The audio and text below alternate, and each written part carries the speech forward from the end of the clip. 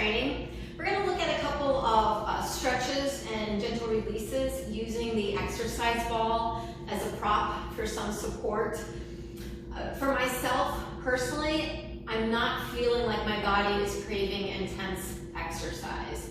Instead, it's seeking to feel restored, rejuvenated, refreshed, probably as much a release for the mind as it is for the body.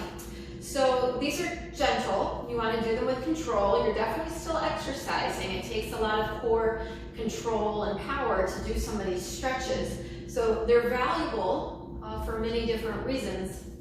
The first one we'll do is, let's come to a kneeling position. I'm going to have my right hip and knee out in front, and just moving into a hip flexor stretch. Find that muscle sandwich of the abdominals drawing in, the tail feathers reaching slightly down rather than back behind you, so you have that front to back neutral pelvis position. From that place, I'm going to walk my foot out a little further. I can begin to hinge. So this left hip, this hip flexor psoas, is getting a generous stretch. However, I'm not overarching my low back. The stretch is in the front of the hip, not the low back. You can breathe there. You can feel some length. Maybe progress it a little further. And then I'm going to reverse it by drawing back with my hips, reaching forward into the ball, and creating a fairly flat back experience here. I'm not rounding. My toes are pulling towards my shin. My hips, sitting bones are pressing back. My heart, draw it forward and breathe there. Can you feel that lateral expansion, the side body's expanding? On the exhale, can you feel your belly gently drawing up?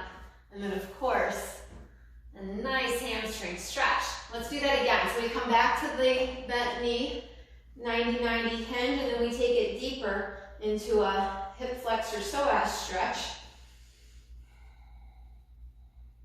Leading from your center, draw the belly back, reach forward with the heels of the hands. Even your right heel is pressing forward as your shins pull, or your toes pull towards your shin. Breathing there. Right sitting bone pulling back, left hip pressing forward. Return. Let's do that one more time. Same side.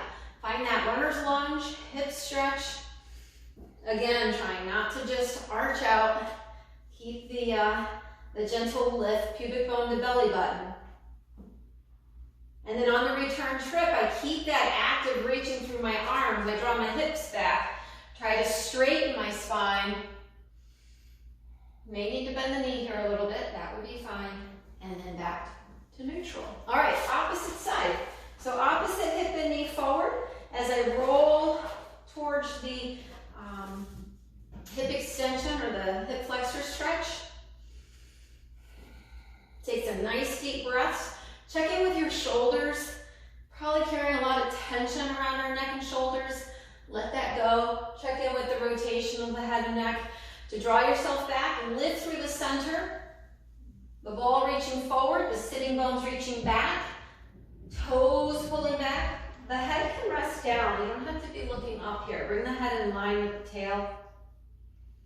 Let's repeat that. Drawing the ball in, taking a runner's lunge.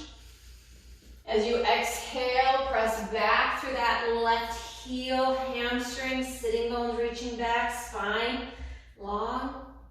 One more time. Drawing your heart forward and lifting up. And then pressing back. Use that ball for some support. Breathe there. And return everything back up. All right, second set. Let's think of strengthening the glutes, the back side of it. So to do that, we're going to find our way to a glute bridge. Use your hands to support the head and neck to start here. And then walk yourself out. If I allow my hips to drop down towards the mat, decompressing the low back a bit, that feels pretty good. The strength comes from driving the hips up and becoming more horizontal towards the ceiling and the floor.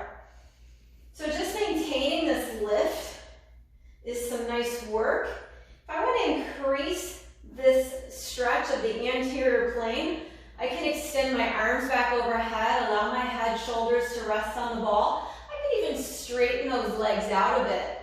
Kind of a supported back bend here. That feels pretty good to my shoulders. And then returning back, you can go back to that glute bridge. Your hands would just rest on the hips. You could let the head and shoulders rest there on the ball. Breathing there, trying to maintain lift, openness of the front of the hips, and then moving back into that comfortable extension, being supported by the ball. Let's do that one more time. Coming back up, hands, place them on top of your hip bones, press the hips in towards your hands. Feel your tailbone reaching under towards the back of the knees, and then release that into some extension. Gives you a different perspective. Little upside down supported back bend, and bring it all around. Return back to that little spine decompression, letting your hips sink low. And then release from there. Lateral stretch, so some side bending. Come to kneeling.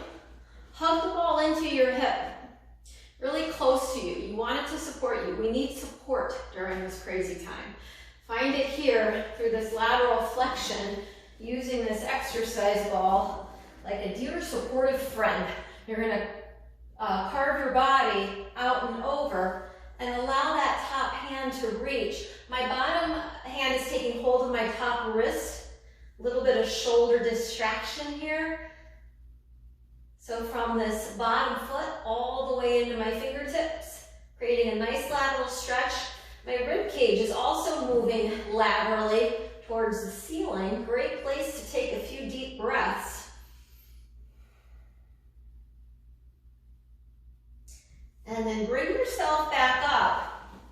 Let's go to the opposite side. Same idea, creating a long line, hugging this ball in close to your hip. Don't let it scoot away from you. Top leg will reach. Top arm comes overhead.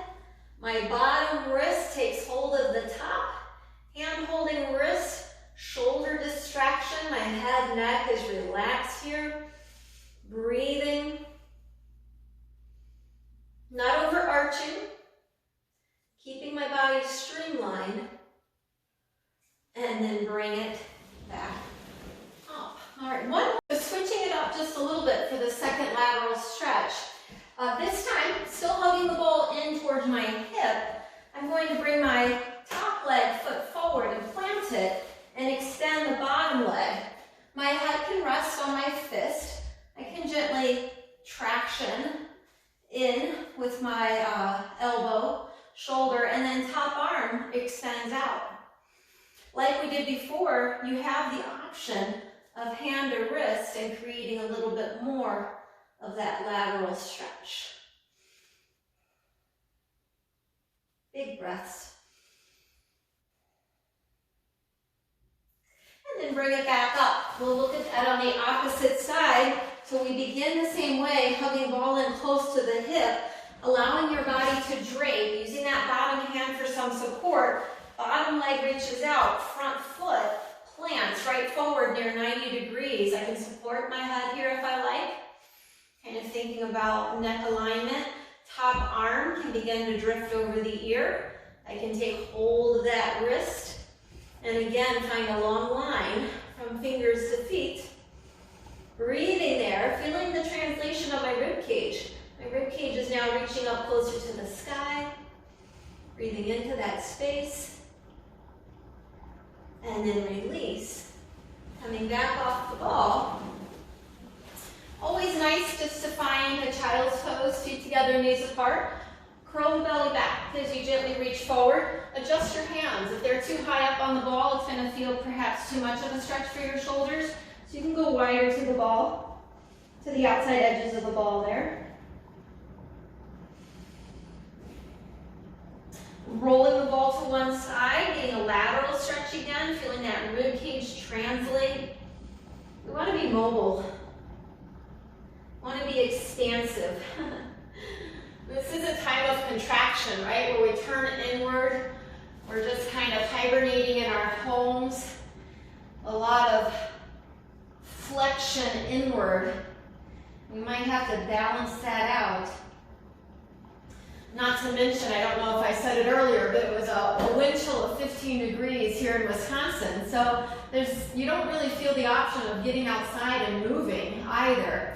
But there's always little bits of activity you can incorporate into your day that not only will free up your body physically, it will make you feel so much better emotionally as well. So take care of yourself. Hope to see you next time.